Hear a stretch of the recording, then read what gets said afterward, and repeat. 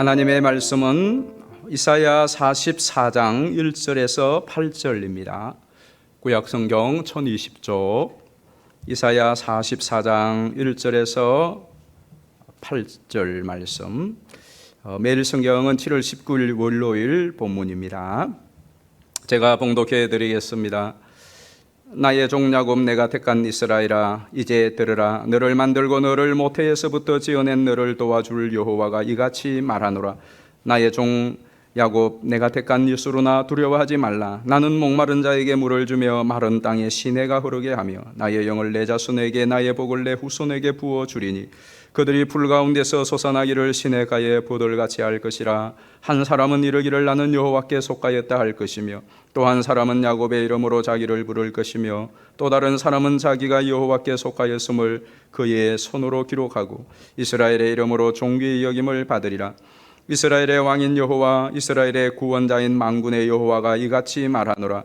나는 처음이요 나는 마지막이라. 나 외에 다른 신이 없느니라. 내가 영원한 백성을 세운 이후로 나처럼 외치며 알림에 나에게 설명할 자가 누구냐. 있거든 될 일과 장차 올 일을 그들에게 알릴지어다.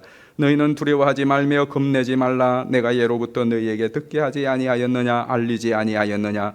너희는 나의 증인이라. 나 외에 신이 있겠느냐. 과연 반석 없나니 다른 신이 있음을 내가 알지 못하노라. 아멘. 할렐루야.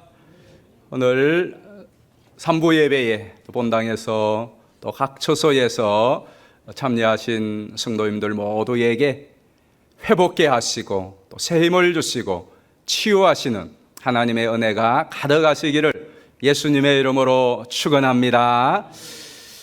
이스라엘 백성들이 오랫동안 포로 생활로 지치고 또 힘들고 어떻게 보면 이제 소망을 접은 채 하루하루를 살아가는 그때에 하나님께서 이제 포로에서 해방을 시켜주고 본국으로 돌려보내게 회복시켜 주시겠다라고 말씀을 합니다. 그런데 이렇게 오랜 타국 생활을 접고 다시 본국으로 또 회복을 시켜주겠다고 하면 반가워하고 기뻐하고 즐거워해야 되는데 웬일인지 이스라엘 백성들은 하나님의 이 복된 회복의 소식에 별로 달가워하는 눈치가 아니고 또 그렇게 선뜻 이 말씀을 수용하는 그런 눈치가 아닙니다. 우리가 성경을 계속 읽어보면 하나님께서는 회복시켜 주겠다. 이제 회복의 때가 되었다. 그러나 이스라엘 백성들은 그게 별로 이렇게 달갑게 반응하지 않습니다. 왜 그럴까? 우리가 볼 땐 참 의아하지만 그러나 이스라엘 백성들의 그 사정을 들여다보면 우리도 그와 같은 상황에 똑같이 반응할 수밖에 없다는 것을 결론 내리게 됩니다. 이스라엘 백성들이 지금 당면하고 있는 큰 두 가지 문제가 있어요. 첫 번째 문제는 하나님과의 관계의 문제예요. 하나님의 징벌로 인하여 지금 포로 생활을 하면서 그들은 심각한 좌절감과 상실감을 가지고 있습니다. 이것은 다른 것보다도 하나님께 대한 좌절감, 실망감, 상실감입니다. 나가서는 배신감까지 느끼죠. 어떤 것이죠? 우리가 하나님의 백성인데 하나님은 왜 우리를 돌보아 주지 않느냐? 왜 느부갓네살이 우리를 성전을 심지어 초토화시키는데도 하나님 뭐 하시는가? 그리고 우리가 너무 벌이 가혹하지 않는가? 왜 지금 이 포로 생활의 긴긴 이 세월 동안 하나님은 우리에게 손을 쓰지 않는가 하는 것에 대하여 하나님께 대한 실망과 또 좌절감. 그중에 양심 있는 성도들은 우리가 하나님으로부터 벌을 받아도 싸다. 우리 같은 사람들이 다시 그렇게 죄를 짓고 복귀할 수 있겠는가 하는 여러 가지 하나님께 대한 복잡한 심경이 오래되다 보니까 하나님께서 회복시켜 주시겠다고 하는 말씀에 대해서 의구심을 품게 되는 겁니다. 과연 그렇게 될까 하는 것이죠. 두 번째 문제는 현실적인 고난과 또 미래에 대한 불안 때문입니다. 실제로 이들은 지금 느부갓네살이라고 하는 이 제국의 왕 폭군에 의하여서 무참하게 살해를 당하고 예루살렘과 성전이 해파당하고 자기들은 포로로 끌려와서 종살이를 하고 있습니다. 얼마나 고달픈 현실입니까? 왕은 바뀌었지만 상황은 바뀌지 않고 이제 곧 페르시아가 바벨론을 또 삼킬 것이라는 흉흉한 소문도 돕니다. 그 나라는 더 강력합니다. 앞길도 인생이 만만치 않겠다 하는 이것이 그들로 하여금 하나님이 도와주겠다, 회복시켜주겠다 하는 것이 그렇게 가슴에 와닿지를 않죠. 하나님께서는 저들의 이런 심경을 아셨기 때문에 우리가 40장 1절 회복의 말씀 첫 시작할 때에 뭐라고 말하죠? 예루살렘이 마음에 닿도록 외치라. 왜? 그들의 마음이 이미 절망과 실망과 실패감과 낙심으로 굳어졌다는 거예요. 그래서 그 마음에 닿도록 외치라고 말씀을 합니다. 하나님께서는 저들의 심경을 잘 아신다 이거죠. 우리도 그렇죠. 하나님께 대하여 기도를 오래 하고 또 신앙을 오랫동안 붙들고 있지만 아직도 응답이나 또 하나님의 선한 뜻이 우리 가운데 나타나지 않고 있을 때 하나님께 대한 신앙에 금이 가고 또 신앙에 심각한 도전을 받는 그런 때가 있습니다. 그때는 말씀도 귀에 잘 안 들어오죠. 또 다른 사람의 간증들도 별로 그렇게 은혜스럽지가 않습니다.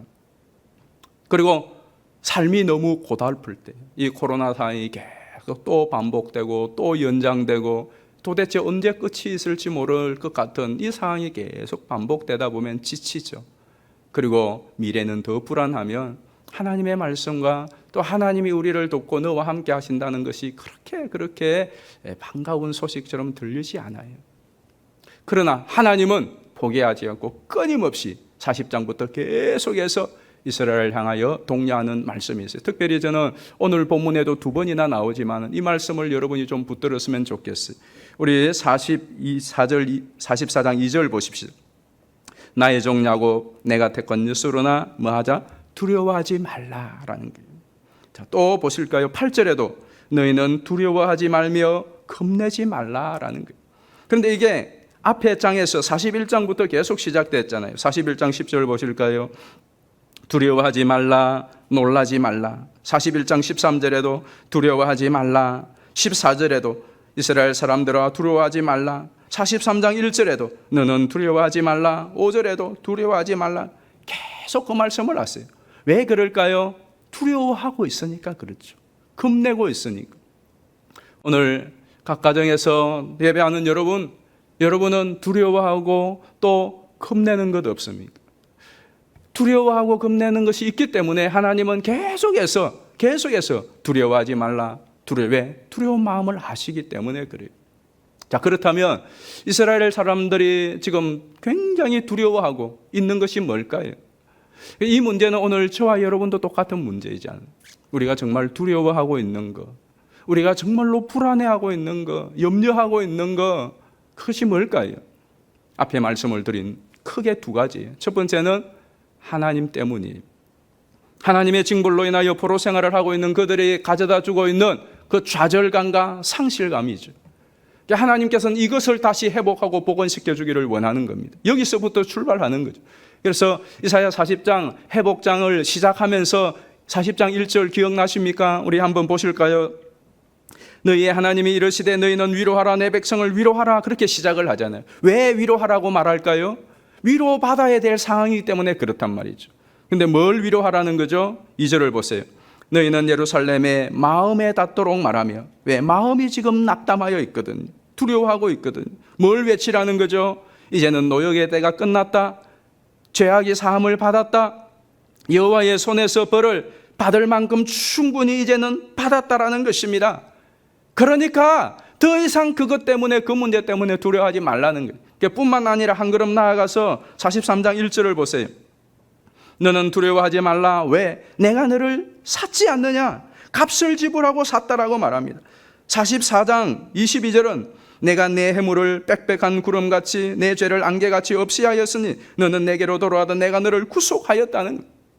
빽빽한 구름, 안개. 보십시오. 하늘에 잔뜩 먹구름이 끼어 있습니다. 온 세상이 캄캄할 정도로 먹구름이 끼어 있지만 어느 순간 하늘을 보면 구름 한 점 없이 새파란 하늘로 싹 사라져 버립니다.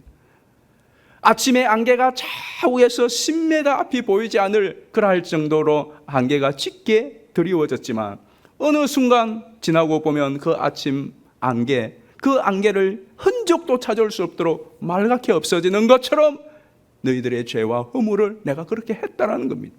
그리고 너를 비싼 값을 지불하고 너를 샀다.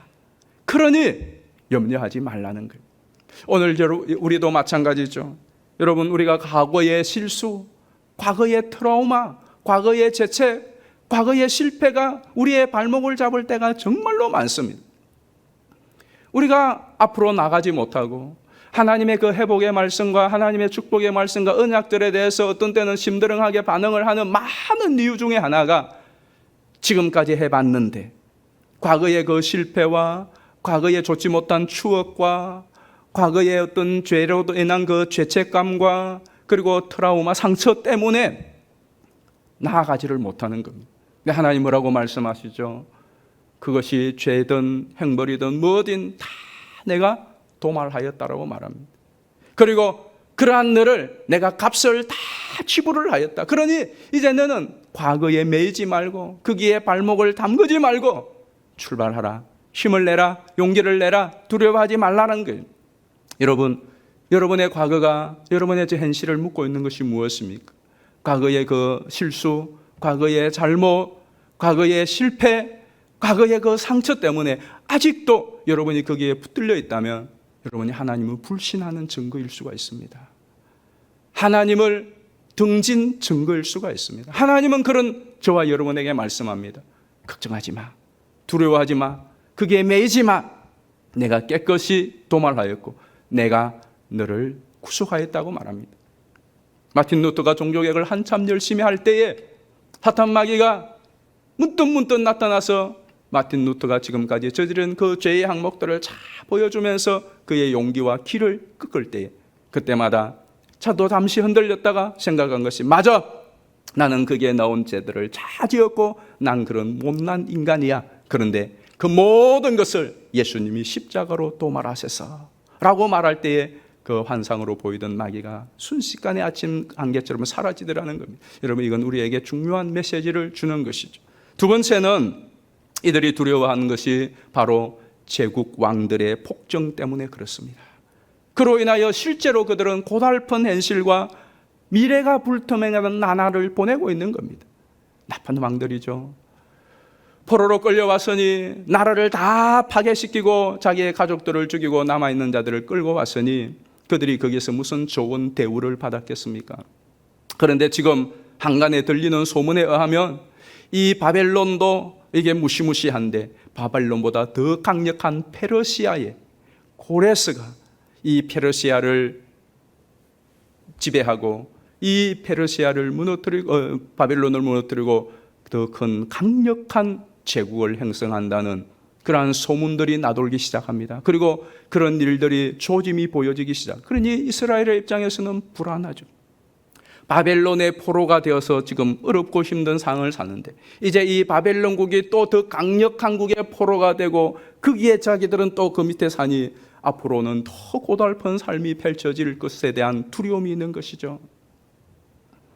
그런데 하나님께서 뜻밖에도 바로 그 강력한 바벨론을 정복한 그 고레스 왕이 너희들을 더 억압하는 것이 아니라 너희들에게 자유를 주고 너희들을 풀어주고 너희들을 고국으로 돌려보내주고 심지어 성전을 건축하도록 재정적인 지원과 인력의 지원까지 해주겠다라고 말씀하는 거예요.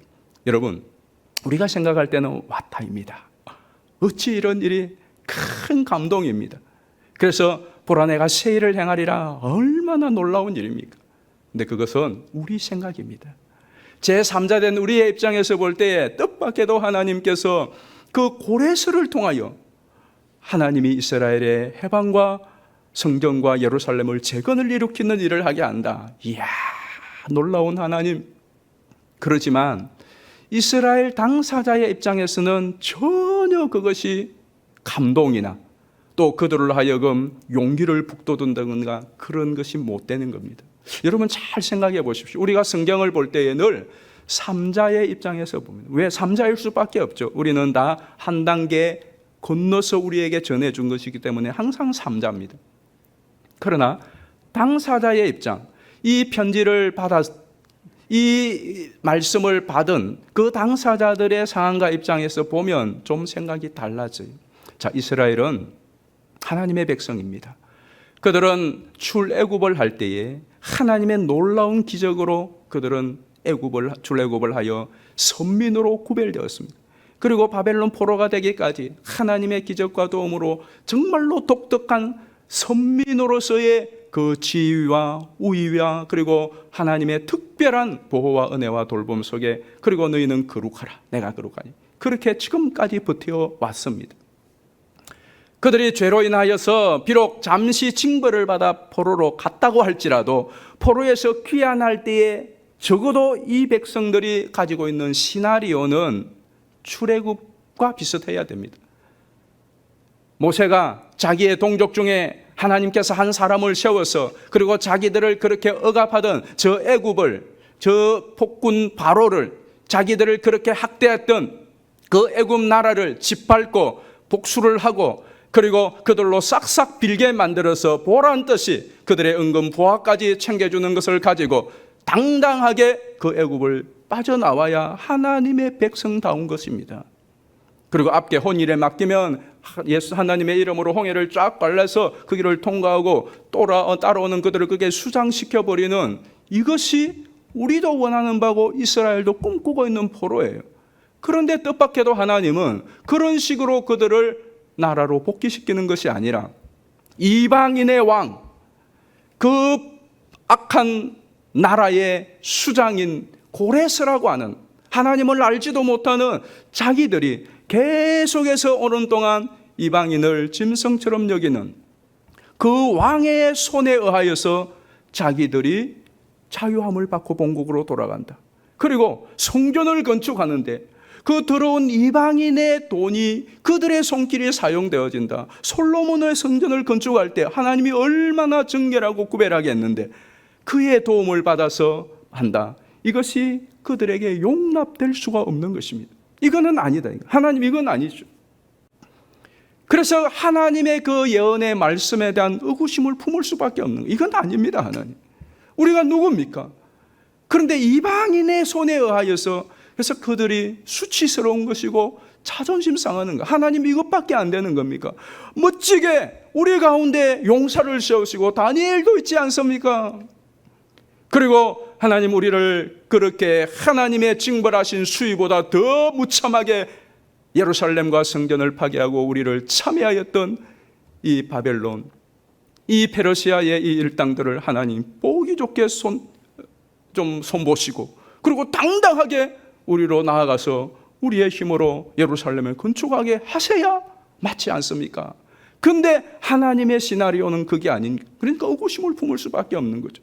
또 하나 가지는 그들의 문제가 무엇이었느냐면, 만약에 그들이 이 고레스에 의하여서 자유를 선포받고 이스라엘로 돌아간들, 성전을 다시 건축한들, 그것은 그들에게 사실은 자유가 주어지는 것은 아닙니다.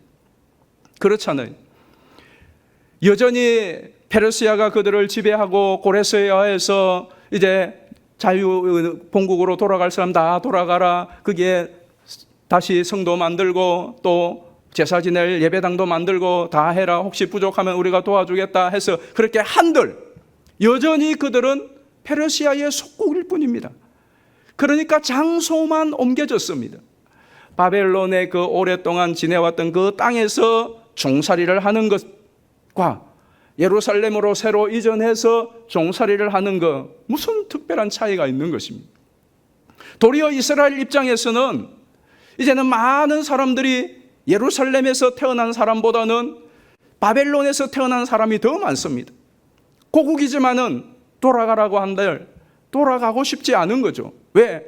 돌아간다고 해서 무슨 소리? 차라리 어차피 하는 종살이, 내가 태어나서 그래도 기반 잡고 살아가고 있는 이 바벨론에서 하는 것이 기왕 종살할 것 낫지, 왜 새로운 땅 고국을 없이고 고향이로서 따라가서 다시 시작하는 그 종살이 하고 싶지 않다.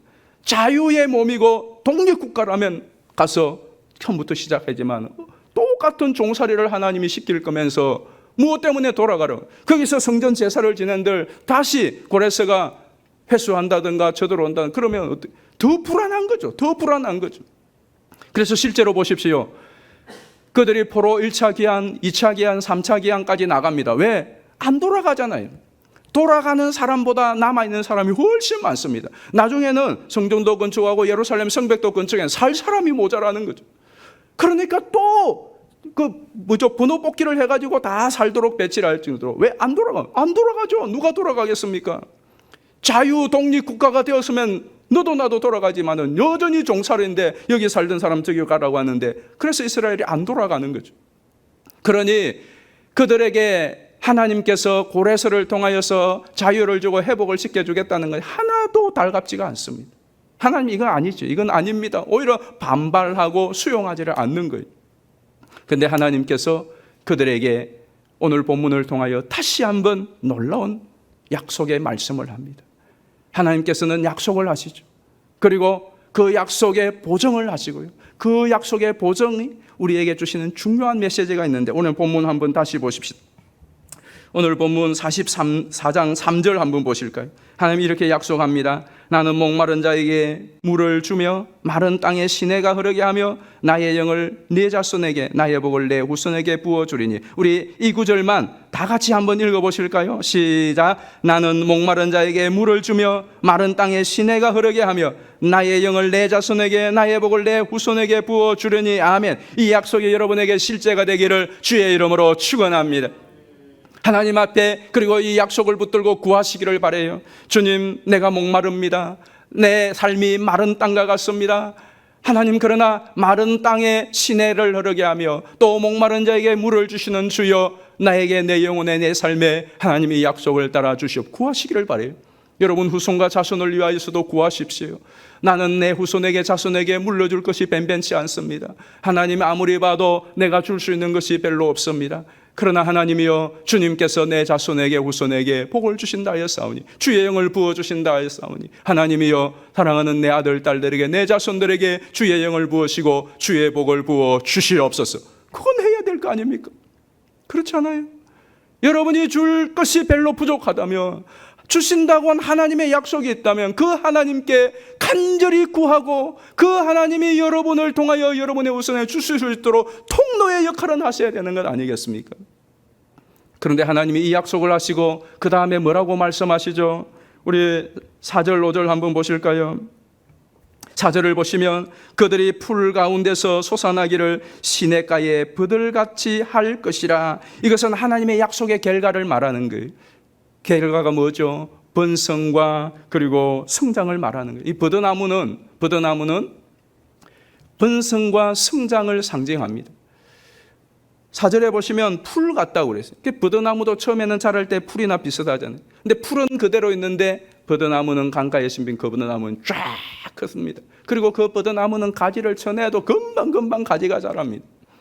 이와 같이 하나님의 약속은 틀림이 없다. 이 약속은 결과가 좋다라는 것입니다. 근데 더 중요한 것은 그에 대한 보증이에요. 근데 그 약속이 정말로 확실한가 하는 것은 무엇으로 보증하죠? 그것이 6절에서 이제 8절의 내용인데, 하나님 자신이 보증이라는 것. 이 중에 가장 중요한 메시지가 어디에 있느냐 하면 우리 6절 한번 보실까요? 6절에 보면 이스라엘의 왕인 여호와, 이스라엘의 구원자인 만군의 여호와가 이같이 말하노라. 하고 싶은 말이 뭐예요? 나는 처음이요 나는 마지막이라.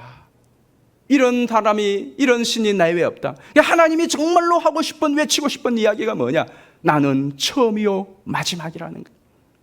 하나님의 모든 것을 걸고 지금 이스라엘에게 하고 싶은 말씀이 나는 처음이요 마지막이라. 그게 뭘 의미하는 거죠? 너희를 택하고 너희를 내 백성 삼았다면 중간 과정에 어떤 일이 있더라도 시작하게 한 나 여호와가 마지막도 시작과에 틀리지 않게 하겠다는 거예요. 내가 너희들을 무슨 꿈을 가지고 무슨 계획을 가지고 너희들을 택하고 불렀는 줄 아느냐? 그것을 내가 반드시 마치겠다는 겁니다.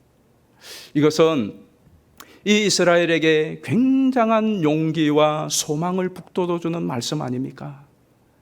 이스라엘뿐만 아니라 오고 오는 시대에 많은 고난과 시련과 현실의 어려운 과정을 통과하고 있는 사람들에게 나는 처음이요 나는 마지막이다 하는 이것보다 더 용기와 소망을 북돋워주는 것이 어디에 있습니까? 우리는 다 처음과 이 마지막 사이에 있습니다. 내가 태어나서 죽을 때까지 요 사이에 있습니다. 그런데 나를 태어나게 하고 나를 시작하게 하고 나를 그리스도인 삼으신 그 하나님이 마지막도 변함이 없다면 이 가정이 어떠하다 할지라도 실망하고 낙담하고 포기할 필요가 없다는 거예요. 실제로 우리 요한계시록 한번 보실까요? 요한계시록 1장 8절부터 제가 읽겠습니다. 주 하나님이 이르시되 나는 알파와 오메가라. 이제도 있고 전에도 있었고 장차 올 자요 전능한 자라 하시더라. 나 요한은 너희의 형제요 예수의 환난과 나라와 참음에 동참하는 자라. 하나님의 말씀과 예수를 증언하였으므로 말미암아 밤모라는 섬에 있었더니 주의 날에 내가 성령에 감동되어 내 뒤에서 나는 나팔 소리 같은 큰 음성을 들으니 이르되 내가 보는 것을 두루마리 에서서 에베소 서머나 버가모 두아디라 사대 빌라델비아 라오디게아 등 7교회에 보내라 하시기로. 왜 이 말씀을 읽었느냐 하면 이 말씀은 요한계시록을 누가 누구에게 왜 썼는지를 그대로 말씀해 주고 있습니다. 요한계시록 1장 8절에서 11절을 보면 요한계시록을 누가 누구에게 왜 기록했는가를 말씀해 준단 말이에요. 누가 기록했다고 그랬죠? 필자는 요한이지만 하나님이 기록하게 하신 거죠. 하나님이 누구에게? 7교회에게 기록 보낸 겁니다. 왜 보내었죠? 자, 이 왜 보내었다는 것이, 자, 다시 한번 9절 볼까요? 9절 보여주십시오. 9절에 나와 있죠. 나 요한은 너희의 형제요 예수의 환난과 나라와 참음에 동참하는 자라. 왜 이 이야기를 하느냐 하면 지금 요한은 밤모섬에 있습니다. 그런데 이 편지를 지금 받을 7교회의 행패는 어떠냐? 예수의 환난과 나라와 참음에 있는 사람들. 그러니까 여러분들이, 형제들, 여러분들이 지금 예수의 환난과 나라와 참음에 있는데 나도 같이 지금 밤모에 있지만 여러분들이 거기에 동참한다는 겁니다. 그러니까 왜 썼느냐? 지금 이 소아시아 7교회 성도들이 예수님으로 인하여 극심한 환난을 받고 하나님의 나라를 소망하는 그 소망을 가지고 인내하고 있다, 참아내고 있다는 겁니다. 그것을 위로하고 격려하고 파이팅시키고 또 그것 때문에 믿음이 떨어진 자들은 경고를 해서 일으키고 계속 인내하고 있는 사람들은 힘을 돋우어 주기 위하여서 이 요한계시록을 쓴다 하는 것을 말씀하고 있단 말입니다. 그런데 중요한 것은 그렇게 힘들고 어려운 과정을 정말로 온 힘을 다하여 지치도록 겪고 있는 이 성도들에게 하나님이 위로와 격려의 말씀을 하실 때 당신을 어떻게 소개하느냐 하면 알파와 오메가로 소개하고 있다 이 말입니다. 나는 처음이요 나중이라고 소개를 하고 있다 이 말씀입니다. 그리고 요한계시록을 다 말씀을 하고 나서 마지막 마무리할 때에도 똑같이 그렇게 마무리를 합니다. 우리 요한계시록 마지막 장 22장 12절 보십시다. 보라 내가 속히 오리니 내가 줄 상이 내게 있어 각 사람에게 그가 행한 대로 갚아 주리라. 13절 나는 알파와 오메가요 처음과 마지막이요 시작과 마침이라. 무슨 말이죠? 시작하게 한 시작이신 하나님이 과정이 어떠하든지 간에 반드시 그 시작의 계획대로 마친다는 것입니다.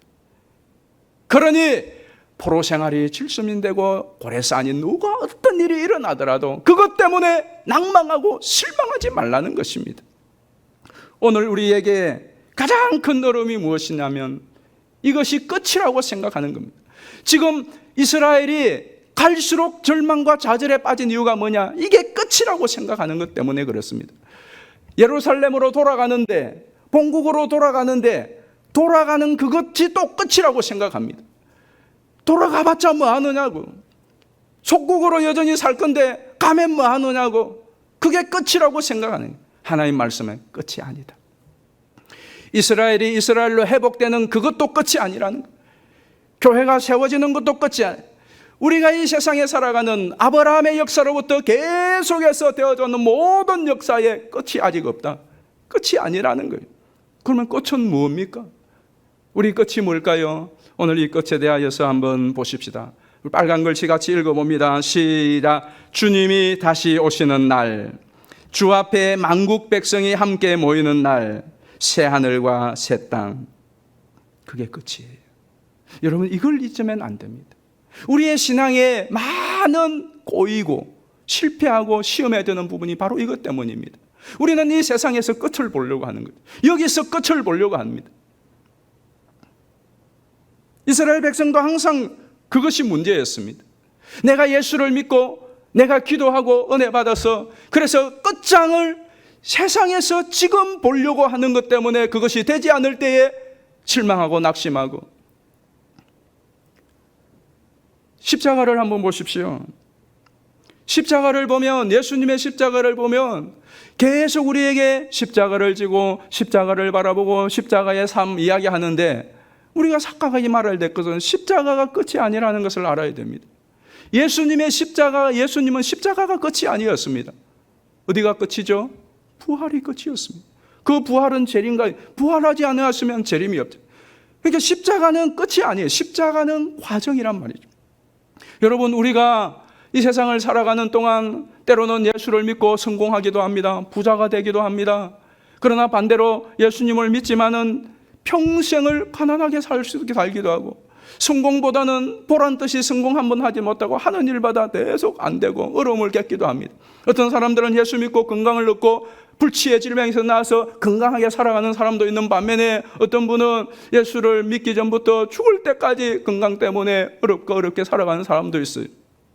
그런데 문제는 이 모든 성공이나 부함이나 실패나 가난함이나 건강함이나 병듦이나 이 모든 과정이 끝이 아니라 이 모든 것이 과정이라는 사실을 잊지 말아야 됩니다. 내가 건강하게 되는 것이 끝이 아니라 건강하게 되었다면 건강한 그것도 과정일 뿐입니다. 부유한 과정을 지나고 있는 것이고, 가난한 과정을 지나고 있는 것이고, 성공한 과정을 지나고 있는 것이고, 실패한 과정을 지나고 있는 것이지, 그 성공과 부가 목적이나 소망은 되지 않는다 이 말입니다. 그것을 삼아서 안 되는 것이고, 실패와 가난과 병들미 끝이고 그것이 우리의 인생으로 마지막에 종결되는 것이 아니라는 것을 우리가 잊지 말아야 됩니다. 예수님의 십자가가 결코 끝이 아니고 부활이 최종 종착점이었습니다. 죽으시고 부활하신. 근데 그 다음엔 영원히 사는 거잖아요. 그래서 고린도전서 15장에 이렇게 우리에게 권면하죠. 15장 14절을 보시면, 그리스도께서 만일 다시 살아나지 못하셨으면 우리가 전파하는 것도 헛것이요 또 너희 믿음도 헛것이며, 만일 그리스도 안에서 우리가 바라는 것이 다만 이 세상의 삶뿐이면 모든 사람 가운데 우리가 더욱 불쌍한 자이리라. 20절 반전이죠. 그러나 이제 그리스도께서 죽은 자 가운데서 다시 살아나서 잠자는 자들의 첫 열매가 되셨도다. 그리고 쫙 증언을 하다가 58절 마지막 결론을 이렇게 내립니다. 58절은 같이 읽어봅니다. 시작. 그러므로 내 사랑하는 형제들아, 견실하며 흔들리지 말고 항상 주의 일에 더욱 힘쓰는 자들이 되라. 왜? 이는 너희 수고가 주 안에서 헛되지 않은 줄 알미라. 헛된 것처럼 끝날 때가 많지 않습니까? 주의 일에 힘쓰고 기도하고 내가 신앙생활을 이렇게 열심히 해왔는데 결국은 어렵고 힘들게 그대로 인생이 끝난단 말이죠. 이게 끝이라면 이건 헛되란 말이죠. 그런데 성경은 그게 끝이 아니라는 거죠. 내가 당하는 지금 이 모든 일들이 끝이 아니고, 여러분들이 누리고 있는 것도 끝이 아니고, 그러므로 이것이 우리의 목적이나 소망이 되어서도 안 된다 이거예요. 우리가 자주 이것 때문에 이것을 소망과 목적으로 삼다가 낙심하고 좌절에 휘말려서 스스로 신앙이 자초될 때가 많습니다. 내가 이렇게 예수를 잘 믿었는데, 내가 이렇게 기도를 했는데, 내가 이렇게 헌신했는데, 내가 이렇게 신앙을 남다르게 열심히 하고 있는데 이게 뭐냐? 이게 뭐냐? 항상 그게 우리에 걸려지는 문제죠. 이게 뭐냐는 거죠. 이대로 끝나는 것이냐? 이대로 끝나는 것이냐? 하는 것 때문에 우리가 자꾸 넘어집니다. 이 끝에 문턱에 자꾸 넘어지는. 근데 여러분 기억하십시오. 여러분 죽음조차도 끝은 아닙니다. 아시겠습니까? 이대로 살다가 죽으면 끝인데, 끝장인데 아니에요. 여러분의 그 죽음조차도 과정에 불과한 것입니다. 죽음조차도 이대로 죽으면 억울해 죽겠어. 아니요. 여러분 성도의 삶에 억울함은 없어요. 우리가 귀하게 예수 믿고 사는 것, 좀 건강하게 부유하게 잘 사는 배역받아가 살면 되지 않는다. 왜 똑같이 믿는데 저 사람은 저렇게 떵떵거리며 사는데 나는 내 전전 건강하며 살아야 되느냐? 이 삶이 억울하다 이거예요. 신앙이 내가 덜하냐? 내가 기도를 저 사람보다 적게 하는가? 내가 선을 저 사람보다 적게 하는가? 뭐 때문에? 나는 이렇게 살아야 되고 저 사람은 저렇게 살아야 되고 똑같이 예수를 믿는, 아니 내가 더 잘 믿는데 억울하다 이거. 이대로 끝나는 것 원통하다 이겁니다. 근데 여러분 기억하십시오. 하나님은 지금까지 단 한 번도 자기의 자녀들과 백성들이 억울함과 원통함이 남도록 하시는 일이 없습니다. 여러분 이 하나님을 믿으십시오. 나 억울한데요. 누가 봐도 객관적으로 억울한데요. 기억하십시오. 아직 끝이 나지 않았습니다. 아직 끝이 나지 않았습니다. 하나님은 적어도 성경은 이렇게 증언합니다. 신원하시는 분이라. 자, 우리 성경 한번 보실까요? 잠언 22장 23절입니다. 대저 여호와께서 신원하여 주시고, 이사야 34장 8절에도 이것은 여호와께서 보복하시는 날이요 시온의 송사를 위하여 신원하시는 해라. 신원한다란 말이 한자를 포교해놨습니다. 풀신자의 원통할 원입니다. 원통함을, 억울함을 풀어준다라는 말입니다. 그러니까 하나님은 신원하시는 하나님, 신원하시는 날이 있습니다. 지금 억울합니까? 원통합니까? 너무너무 원통하고 억울합니까? 그럴 때 많죠. 저도 마찬가지입니다. 저도 이 현실만 보면 하나님께 대하여서 섭섭한 것이 말씀드렸죠. 진짜로 많습니다. 대보러 가면 수없이 될 수 있습니다. 억울해 죽겠는 거 많아요. 이게 뭡니까? 너무너무 억울하고 하나님에 대하여 너무너무 섭섭하고 하나님 이게 뭐예요? 할 수 있는 것들이 수두룩합니다. 근데 그때마다 깨닫는 것이 있어요. 아직 끝나지 않았지 않느냐. 아직 경기가 안 끝났는데 뭐가 억울하느냐. 아직 끝이 아닌데, 이게 끝이 아닌데 뭘 억울하다고 뭘 섭섭하다고 하냐. 아직 남아있는데 여러분 그걸 하셔야 돼요. 이스라엘이 지금 하나님이 이제 이 모든 말씀을 하시면서 나는 처음이요 마지막이라 하신 말씀은 아직 너희들 끝이 아니야. 이스라엘 본국으로 돌아가도 그게 끝이 아니야 라는 것이. 우리 성경 한 군데만 더 보십시다. 로마서 5장 1절입니다. 그러므로 우리가 믿음으로 의롭다 하심을 받았으니 우리 주 예수 그리스도로 말미암아 하나님과 화평을 누리자. 또한 그로 말미암아 우리가 믿음으로 서 있는 이 은혜에 들어감을 얻었으며 하나님의 영광을 바라고 즐거워하느니라. 성경이 딱 여기까지만 있으면 좋겠는데 3절 4절이 나오는 게 문제죠. 3절 4절 보실까요? 다만 이뿐 아니라, 이게 문제죠. 우리가 환난 중에도 즐거워하는 이는 환난은 있는 연단은 소망을 이루는 줄 알미로도. 환난이 떡하니 등장합니다. 환난이 떡 등장하는데 그 환난에 대한 태도가 그것도 기뻐하고 즐거워하라는 거예요. 왜? 그것이 인내는 연단을 낳고 연단은 결국 소망을 낳느니라. 이게 우리가 싫었죠. 이게 항상 문제덩어리입니다. 근데 여러분 왜 이 말을 하느냐 하면 끝이 아니기 때문에 그렇습니다. 아직 끝이 아니기 때문에. 여러분이 정말로 바라고 소망하는 것이 무엇입니까? 우리가 바라는 하나님의 영광이 어디에 있는 것입니까? 여기입니까? 지금 현실입니까? 아니잖아요. 그 초점을 놓치지 마세요. 그러면 우리에게 주시는 말씀이 뭐냐?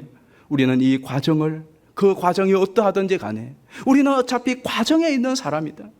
아직 여러분 70이 되시고 80이 되시고 90이 되시고 100세가 되셔도 과정이 끝나지 않았습니다. 여러분 여전히 과정 중에 계심을 잊지 마셔야 돼요. 그러면 이 과정에 있는 우리가 할 일이 뭐냐? 성실히 인내하고 충성을 다하며 끝까지 이 과정을 잘 통과하는 것입니다. 이것이 성도의 믿음이요 하나님께 대한 신앙인 것입니다. 그것을 위하여 저는 여러분에게 3가지 꼭 해보게 될 것 말씀드리고 말씀을 마치겠습니다. 첫 번째는 여러분의 정체성, 여러분의 본분을 늘 잊지 마십시오. 이것이 우리의 과정이 어떠한 코스가 주어지더라도 잘 통과할 수 있는 비결입니다. 그래서 하나님께서도 계속 이스라엘 백성들에게 뭘 지금 덜추옵니까? 우리 오늘 본문에도 보면 1절을 보세요. 나의 종야고 내가 택한 이스라엘아. 2절에도 나의 종야고 내가 택한 예수로나. 그들의 정체성 계속 기억시키잖아요. 내가 누군지, 여러분의 본분, 여러분의 자신의 그 본분을 여러분이 잊지 마십시오. 두 번째로는 끝을 인식하십시오. 목적지를 바로 인식하십시오. 자꾸 우리가 여기가 끝, 여기서 끝장 보려고 아니라는 거예요. 끊임없이 우리의 목적지, 끝이 어딘가를 그걸 보시기를 바랍니다. 마지막 3번째로는 하나님을 인식하십시오. 이것이 이스라엘에게 하나님이 또 계속 주지시키는 내용이에요. 저 오늘 본문에도 한번 보십시다. 2절을 보세요. 너를 만들고 너를 모태에서 지어낸 너를 도와줄 여호와. 6절에도 이스라엘의 왕인 여호와, 이스라엘의 구원자인 만군의 여호와, 나는 처음이요 나는 마지막이라 나 외에 다른 신이 없느니라. 이걸 주지. 여러분, 이 사실을 기억하시기를 바랍니다. 정리합니다. 분명한 자신의 정체성 본분을 잊지 마십시오. 이걸 회복하십시오. 그리고 무엇보다도 하나님께 대한 불굴의 믿음을 다시 회복하십시오. 하나님이 누구신가를 다시 한번 생각하십시오. 그리고 여러분이 어디를 가고 있는지 그 끝을 보면서 흔들리지 않는 견고한 영생의 소망을 회복하시기를 바랍니다. 이것이 여러분을 향한 하나님의 외침이요 이스라엘을 향한 하나님의 외침입니다. 두려워하지 말며 겁내지 말라. 낙심과 좌절에 휘말리지 말라. 왜? 내가 너와 함께하리라. 내가 너를 도와주리라. 내가 너를 회복케 할 것이다. 나는 처음과 나중이다. 반드시 이룰 것이다. 라는 이 이스라엘을 향한 하나님의 외침이 이 힘겹고 어려운 시대를 의거해 나가는 저와 여러분을 향한 하나님 아버지의 외침이요 응응가가 되어서 이 하나님의 말씀에 여러분 모두가 뻘떡 깨어 일어나 회복케 하시고 충전케 하시는 하나님의 은혜를 누리고 또 흘러보내시기를 예수님의 이름으로 축원합니다. 우리 합심하여 한번 같이 기도하십시다. 기도할 때에 하나님, 다시 내 본분과 정체성을 회복케 하여 주십시오. 하나님, 우리의 삶의 여정이 여기가 끝이 아니라 아직 우리의 끝에 도달하지 않고 영원한 하나님의 나라 주 앞에 서는 그날이 끝인데 그때까지 우리의 주신 사명을 잘 감당할 수 있도록, 그리고 무엇보다도 나를 구원하시고 나와 함께 하시고 전능자가 되시고 이를 시작하신 분이 반드시 마치게 하신다는 하나님에 대한 이 믿음이 다시 회복되게 해주십시오.